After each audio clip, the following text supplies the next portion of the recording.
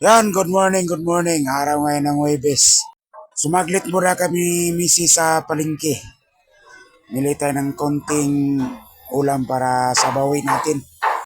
Medyo masama pa rin yung panahon dito sa amin, kaya masarap ngayon may sabaw. Ano na yan, alas 9 na, wala pa rin araw. Medyo pinagdamutan tayo ng liwanag ng araw.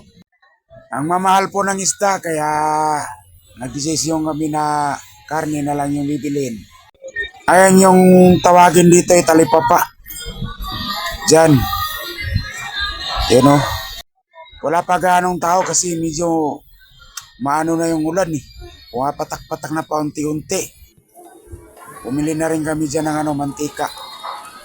Para pang preto. Medyo nagmamadali na nga kasi maano na yung ulan. Kaya sabi ko, uwi na kami. Uwi na tayo kasi baka abutan tayo ng ulan ay wala pa naman kaming dalang payong. Pag ganitong umuulan, ang mamahal ng bilihin. Saglit lang talaga yung pera mo dyan. Kumusta nga pala lahat? Ako okay lang. Kung gusto nyong mabisita ko rin yung bahay nyo, mag-iiwan na lang kayo ng baka sa comment section para mapuntahan ko rin kayo. Ayun lang po, maraming salamat. God bless. Sana subaybayan nyo pa yung mga munti nating mga video.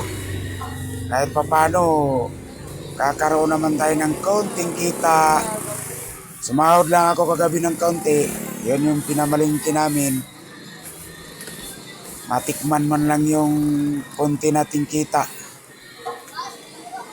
Sana sa sunod malaki na.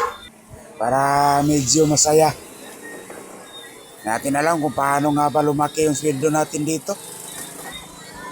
Ang hirap magpaghanap ng mga viewers. Halos bawi lang sa load. Salamat!